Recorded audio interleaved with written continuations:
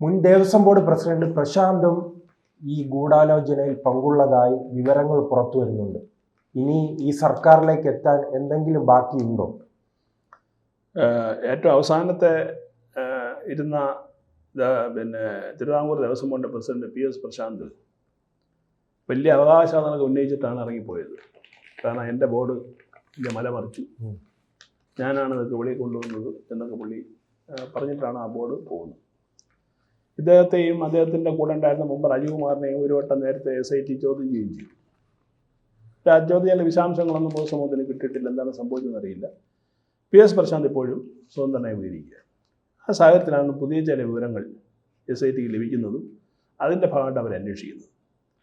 അപ്പോൾ 2025 സെപ്റ്റംബർ മാസം 7-ാം തീയതി, അതായത് PS പ്രശാന്ത് ദേവസ്വം ബോർഡ് പ്രസിഡൻ്റായിരുന്ന സമയത്താണ് ഈ സ്വർണം പൂശി എന്ന് നേരത്തെ പറഞ്ഞ ആളുകൾ വീണ്ടും സ്വർണം പൂശാനായിട്ട് ഇളകിക്കൊണ്ടുപോയി.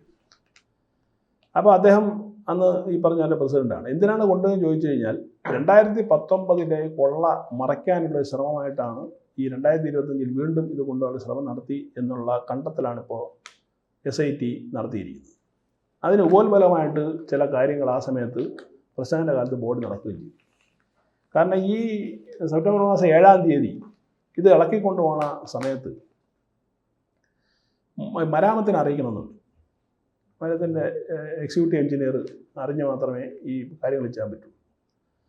അപ്പോൾ അന്ന് അവിടെ ഉണ്ടായിരുന്ന എക്സിക്യൂട്ടീവ് എഞ്ചിനീയറെ മാറ്റി ചുമതല ഒരു അസിസ്റ്റൻറ്റ് എക്സിക്യൂട്ടീവ് എഞ്ചിനീയർക്ക് നൽകി. ഈ അസിസ്റ്റൻറ്റ് എക്സിക്യൂട്ടീവ് എഞ്ചിനീയർ എന്ന് പറയുന്നത് കടകംപള്ളിയിലെ വിശ്വസ്തനാണ്. കടകംപള്ളിയിലെ PA ഇരുന്ന ആളാണ് ഈ പറഞ്ഞ ഈ അസിസ്റ്റൻറ്റ് എഞ്ചിനീയർ. അയാളുടെ ശുപാർശയിലാണ് ഈ മനുഷ്യൻ്റെ ദേവസ്വം ബോർഡിൽ AI ആയിട്ട് ജോലി കിട്ടുന്നത്. അപ്പോൾ ഈ ഇദ്ദേഹത്തിന് ചുമതല നൽകുകയാണ്. അന്നത്തെ ശബരിമലയുടെ ചുമതല എന്ന് പറയുന്നത് ഈ എക്സിക്യൂട്ടീവ് എഞ്ചിനീയറെ മാറ്റി അസിസ്റ്റൻറ്റ് എഞ്ചിനീയർക്ക് നൽകുക. ഈ സാഹചര്യത്തിലാണ് ഈ സാധനം കൊണ്ടുപോകുന്നത്. ഇനി എക്സിക്യൂട്ടീവ് എഞ്ചിനീയർ ഉണ്ടെങ്കിൽ സ്വാഭാവികമായിട്ട് എന്ത് ചെയ്യും, അദ്ദേഹം ഹൈക്കോടതി കമ്മീഷൻ അദ്ദേഹം അറിയിക്കും, ഇന്ന നടക്കുന്ന അറിയിക്കും. അത് അറിയാതിരിക്കാൻ വേണ്ടിയിട്ടാണ് ബോധം ഇത് മാറ്റുകയും വിജിലൻസിനെ പോലും അറിയിച്ചില്ല, വിജിലൻസും അറിഞ്ഞില്ല ഈ ഇളക്കൊണ്ട് പോകുന്ന സംഭവം. അപ്പോൾ ഇത് കൃത്യമായ ഗൂഢാലോചന ഇതിൻ്റെ പിന്നിൽ ഉണ്ട് എന്നാണ് SIT സംശയിക്കുന്നത്. ഗൂഢാലോചന എന്ന് പറഞ്ഞാൽ ഈ സ്വർണ്ണപ്പാളി കടത്തിയിൽ നേരത്തെ കടത്തിയവരിൽ നിന്നും ഈ പറഞ്ഞ പോലെ സാമ്പത്തിക ലാഭമോ മറ്റെന്തോ PS പ്രശാന്തിന് കിട്ടിയിട്ടുണ്ടാവണം. ഇല്ലെങ്കിൽ പിന്നെ അദ്ദേഹം മറയ്ക്കേണ്ടത്, ഇല്ലെങ്കിൽ പാർട്ടിക്ക് വേണ്ടി ഈ സാധനമൊക്കെ മറയ്ക്കാൻ വേണ്ടി ശ്രമം നടത്തിയിട്ടുണ്ടെന്നുള്ളത്. എന്തായാലും PS പ്രശാന്ത് കുടുങ്ങുന്ന ഒരു ലക്ഷണമാണ് ഇപ്പോൾ കാണുന്നത്. ഈ ഇദ്ദേഹം പഴയ കോൺഗ്രസ്സുകാരനായിരുന്നു, അതെ, പിന്നീട് CPM-ന് പ്രിയപ്പെട്ടവനായി മാറി. പ്രിയപ്പെട്ടവനായി മാറാനുള്ള കാരണം ഈ സ്വർണ്ണക്കൊള്ളയായിരിക്കുമോ? തീർച്ചയായിട്ടും. കാരണം CPM എപ്പോഴും ആളുകളെ അവരോടൊപ്പം കൂട്ടുന്നത് കമ്മ്യൂണിസ്റ്റ് ആശയങ്ങൾ കണ്ടിട്ടൊന്നുമല്ലല്ലോ. ഒരിക്കലും അങ്ങനെയല്ല. കമ്മ്യൂണിസ്റ്റ് ആശയം ഉൾക്കൊണ്ടും കൊണ്ട് ആ പാർട്ടിയിൽ ചേരാൻ കഴിയില്ല. കാരണം അതൊരു ആർക്കും വേണ്ടാത്ത ഒരു മരണപ്പെട്ട ഒരാശയമാണ് കമ്മ്യൂണിസം എന്ന് പറയുന്നത്. ലോകത്തൊരിടത്തില്ലാത്തൊരു സാധനമാണ്. ഇപ്പോൾ ഈ പറഞ്ഞ പേരിന് ശാലം കേരളത്തിലുണ്ട്. അത് തുടക്കം മുതലുള്ളവർ മാത്രമേ ആ കമ്മ്യൂണിസം പുണർന്നു നിൽക്കുള്ളൂ. PS പ്രശാന്ത് എന്ന കോൺഗ്രസ്സുകാരൻ 100% കോൺഗ്രസ്സുകാരുന്ന ആൾ ഒരു സീറ്റ് കിട്ടാത്തതിൻ്റെ പേരിൽ മാത്രം ഇപ്പുറത്ത് ചാടിയ ആളാണ്. ഒരിക്കലും അയാളുടെ കമ്മ്യൂണിസം അയാളുടെ തലയിൽ കയറില്ല, ഒരു തർക്കവും വേണ്ട. പക്ഷേ അദ്ദേഹത്തിനെ സ്വാധീനിക്കാൻ കഴിയുന്ന വേറൊരു സംഭവമാണ് ഈ പറഞ്ഞ പണം എന്ന് പറയുന്നത്. പണം കൊടുത്ത് ഏത് രാഷ്ട്രീയക്കാരനെയും വളരെ പെട്ടെന്ന് സ്വാധീനിക്കാൻ കഴിയുമല്ലോ. സ്വാഭാവികമായിട്ടും ഇദ്ദേഹത്തിനൊരു അവസരം കൊടുത്തു, ദേവസ്വം ബോർഡ് പ്രസിഡൻ്റാക്കി, പാർട്ടി അംഗീകാരം കൊടുത്തു, ദേവസ്വം ബോർഡ് പ്രസിഡൻ്റാക്കി ഒരു ടൈമിൽ അദ്ദേഹത്തിന് അതിനുള്ള അധികാരം കൊടുത്തു.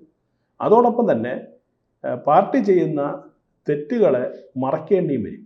ഇപ്പോൾ നിങ്ങൾക്കൊരു ഞാനൊരു കാര്യം ചെയ്തു കഴിഞ്ഞാൽ അതിൻ്റെ ഒരു കടപ്പാട് സ്വാഭാവികമായിട്ടുണ്ടാവുമല്ലോ. ആ കടപ്പാടിൻ്റെ ഭാഗമായിട്ട് ഞാൻ ചെയ്യുന്ന തെറ്റുകളൊക്കെ എന്ത് ചെയ്യേണ്ടി വരും, മറച്ചു പിടിക്കേണ്ടി വരും. PS പ്രശാന്തിന് പറ്റിയ ഒരുപക്ഷെ അതായിരിക്കാം. ഇല്ല എങ്കിൽ ഞാൻ നേരത്തെ പറഞ്ഞതുപോലെ ഈ സാമ്പത്തിക ലാഭം ഒരുപക്ഷെ PS പ്രശാന്തിനും കിട്ടിയിട്ടുണ്ടാവണം. അതുകൊണ്ടായിരിക്കുമല്ലോ അദ്ദേഹം ഇതിന് കൂട്ടുന്നത്. ഇല്ല എങ്കിൽ അദ്ദേഹം എന്ത് ചെയ്യണമായിരുന്നു, ഈ 2025 ഈ സാധനം കൊണ്ടുപോകാൻ അനുവദിക്കരുതായിരുന്നു. ഇനി അത് അനുവദിച്ചാൽ തന്നെ സാധാരണ നടപടിക്രമം എക്സിക്യൂട്ടീവ് എഞ്ചിനീയർ വഴി വിജിലൻസിനെ അറിയിച്ച് ഹൈക്കോടതിയിലെ സ്പെഷ്യൽ കമ്മീഷൻ അറിയിച്ച് മാത്രം കൊണ്ടുപോകേണ്ടത്. ഇതിനെല്ലാം മറച്ചു നിർത്തിയിട്ട് ഇവരെല്ലാം മാറ്റി നിർത്തിയിട്ട് എന്തിനായിരുന്നു ഈ സാധനം കടത്തിയതെന്നുള്ളൊരു ചോദ്യം ഇവിടെ നിൽക്കുന്നുണ്ട്. ഈ പണം തട്ടാനുള്ള വെറും ഒരു സംഘമായി ദേവസ്വം ബോർഡ് മാറിയപ്പോൾ ആ ദേവസ്വം ബോർഡുകൾ ഇനി ക്ഷേത്ര ഭരണം നടത്തേണ്ട ഒരു ധാർമ്മിക അവകാശം അവർക്കുണ്ടോ? എന്തുകൊണ്ട് ഇതിൽ ഹിന്ദുക്കൾ പ്രതികരിക്കുന്നില്ല? തീർച്ചയായിട്ടും ഇല്ല. കാരണം വാസു ജാമ്യാപേക്ഷയായിട്ട് സുപ്രീം കോടതി പറഞ്ഞതറിയാം, 2 മിനിറ്റ് കൊണ്ട് അയാളുടെ ഹർജി തള്ളിയത്. നിങ്ങൾ വിശ്വാസി എന്നും പറഞ്ഞ പേരിൽ അവിടെ കയറി കൂടിയിട്ട് ദേവനെ വരെ കൊള്ളയടിച്ചില്ലേ എന്നാണ് സുപ്രീം കോടതി ചോദിച്ചത്. ഇതിലൊക്കെ നാണക്കേട് വേറെ ഉണ്ടോ? എത്ര തവണ 3 തവണയാണ് സുപ്രീം കോടതി ഈ സമാന രീതിയിലുള്ള പരാമർശം നടത്തിയത്. അതായത് ദൈവത്തിനെ പോലും നിങ്ങൾ വെറുതെ വിടുന്നില്ല എന്നുള്ളതാണ്. ദൈവത്തിൻ്റെ പൈസ കൊള്ളയടിക്കുന്നു, രക്തസാക്ഷികൾക്ക് വേണ്ടി പണം പിരിച്ചിട്ട് ആ പൈസ മോഷണം നടത്തി പുട്ടടിക്കുന്നു, അതുപോലെ തന്നെ ജനങ്ങളുടെ പൈസ എടുത്ത് പുട്ടടിക്കുന്നു, കേന്ദ്രം കൊടുക്കുന്ന പൈസ എടുത്ത് പുട്ടടിക്കുന്നു. അപ്പോൾ പണം എന്ന് പറയുന്നത് ഇവരുടെ ഒരു വീക്ക്നെസ്സാണ്. അതിന് ദേവനെന്നോ മനുഷ്യനെന്നുള്ള വ്യത്യാസം അവർക്കില്ല. പൈസ കിട്ടിയാൽ മതി എന്നുള്ളതാണ്.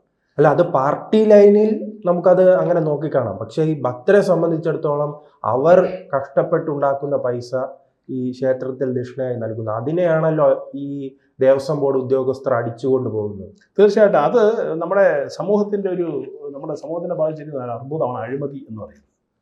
അത് ഏറ്റവും കൂടുതലുള്ളത് എനിക്ക് പേഴ്സണലി അറിയാമെന്നുള്ള ദേവസ്വം ബോർഡിൻ്റെ പല കാര്യങ്ങളും ഉണ്ട്. കാരണം എനിക്ക് തോന്നുന്നത് ഒരുപക്ഷെ കേരളത്തിൽ എന്നല്ല ഇന്ത്യയിൽ തന്നെ ഏറ്റവും കൂടുതൽ അഴിമതി നടക്കുന്ന, ഓർഗനൈസ്ഡ് അഴിമതി നടക്കുന്ന ഒരു സ്ഥലമാണ് ദേവസ്വം ബോർഡ് എന്ന് പറയുന്നത്. അവിടെ നിയമനം മുതൽ, അതായത് ക്ഷേത്രത്തിലെ ഈ പാരമ്പര്യക്കാരായിട്ട്, അതായത് അടിച്ചളി മുതൽ, കഴകം മുതൽ, മേൽശാന്തി മുതൽ, പിന്നെ ക്ലർക്കുമാരെ വരെ നിയമിക്കുന്നതിൽ പൈസ വാങ്ങിച്ചാണ് നിയമനം. ഇപ്പോൾ ഒരു ദേവസ്വം റിക്രൂട്ട്മെന്റ് ബോർഡ് കൊണ്ടാക്കി ആ ബോർഡിൽ വന്നാൽ പോലും നിങ്ങൾ എന്ത് ചെയ്യണം? പണം കൊടുക്കണം. ഒന്നീ ഭരിക്കുന്ന പാർട്ടിയിൽ പണം എത്തിക്കണം, ഇല്ലെങ്കിൽ മെമ്പർമാർ കൊടുക്കണം, അല്ലെങ്കിൽ മെമ്പർമാർ വഴി സാധനം എത്തും, ഇല്ലെങ്കിൽ അവിടെ യൂണിയൻകാരുണ്ട് അവരുടെ, ആ യൂണിയൻകാർ വഴി. അല്ലാതെ ഒരാൾക്കും പണ്ടൊക്കെ മെറിറ്റിൻ്റെ അടിസ്ഥാനത്തിൽ അവിടെ നിയമിച്ചിരുന്നു. അങ്ങനെയൊക്കെയുള്ള ഉദ്യോഗസ്ഥരെല്ലാം പിരിഞ്ഞു പോയി. ഇപ്പോൾ എല്ലാം ഈ പൈസ കൊടുത്ത് വരും. ഈ കാശ് കൊടുത്ത് വരുന്നവനെ ജോലി വാങ്ങിക്കുന്നതിന് എന്ത് ആത്മാർത്ഥത സ്ഥാപനത്തിൽ ഉണ്ടാവുക? ഒരിക്കലും ഉണ്ടാവില്ല. അതുകൊണ്ടാണ് കഴിഞ്ഞ ദിവസം കൊടുത്ത കാശ് തിരികെ പിടിക്കണം, അതും അതിൻ്റെ അപ്പുറം തിരിച്ചു പിടിക്കാനുള്ള ഉദ്ദേശത്തിലായിരിക്കും അവൻ ജോലി ചെയ്യുന്നത്. കാര്യം അവൻ ഒരിക്കലും അവൻ്റെ സ്ഥാപനത്തിൽ ആത്മാർത്ഥം ഉണ്ടാവില്ല. നിങ്ങൾ കഷ്ടപ്പെട്ട് പരീക്ഷ എഴുതി ഒരു ജോലി വേണമെന്നുള്ള ആഗ്രഹത്തോടു കൂടി ഒരു സ്ഥാപനത്തിൽ ജോലിക്ക് വന്നു കഴിഞ്ഞാൽ നിങ്ങൾ ആ സ്ഥാപനത്തിൽ നിങ്ങളുടെ സ്ഥാപനമായിട്ട് കാണും. ആ സ്ഥാപനം മേൽക്കുമേൽ നന്നായി പോകണം എന്ന് നിങ്ങൾ ആഗ്രഹിക്കും. മറിച്ച് നിങ്ങൾ ആർക്കെങ്കിലും കൈക്കൂലി ലക്ഷക്കണക്കിന് രൂപ കൈക്കൂലി കൊടുത്തിട്ട് അതിനകത്ത് കയറുകയാണെന്നുണ്ടെങ്കിൽ അവൻ ഒരിക്കലും ആ സ്ഥാപനത്തോട് ഒരു പ്രതിപത്തി ഉണ്ടാവില്ല.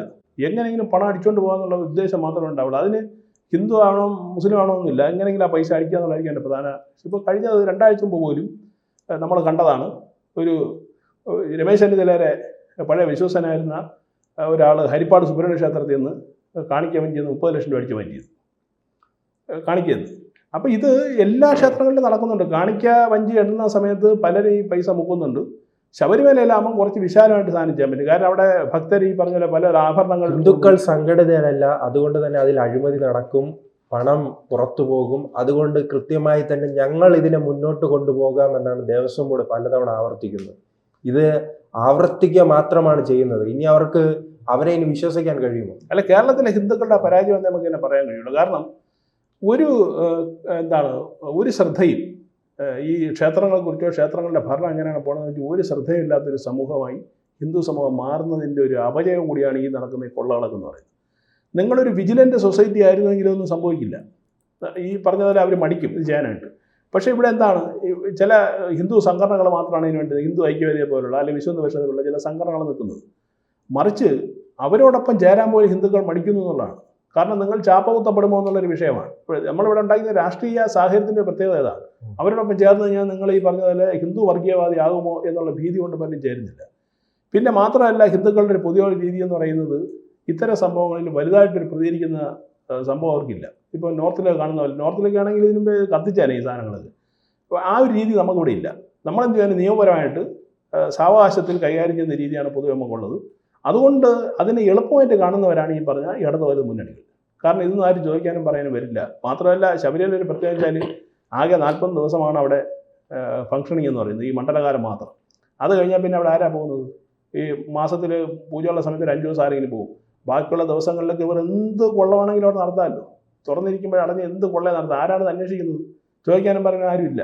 അങ്ങനത്തെ ഒരു സാഹചര്യമാണ് പിന്നെ അവിടെ ഉള്ളത്. അതുകൊണ്ടാണ് ഈ പറഞ്ഞ പോലെ ഭക്തർക്ക് ഇതിൽ പെട്ടെന്ന് റീച്ച് ഉണ്ടാവാതെ വരുന്നതിൻ്റെ പ്രധാനപ്പെട്ട കാരണം എന്ന് പറയുന്നത്. വരും ദിവസങ്ങളിൽ എനിക്ക് തോന്നുന്നത് വെച്ചാൽ നേരത്തെ പറഞ്ഞതുപോലുള്ള ഒരു തിരിച്ചറിവ് ഭക്തനെ ഉണ്ടായിക്കഴിഞ്ഞാൽ ഭാവിയിൽ ഇത്തരം കൊള്ളകൾ നടക്കാതിരിക്കാനുള്ള സാഹചര്യം കേരളത്തിൽ ഉരുത്തിരിഞ്ഞ് വരും എന്ന് വേണം നമുക്ക് പ്രതീക്ഷിക്കാൻ.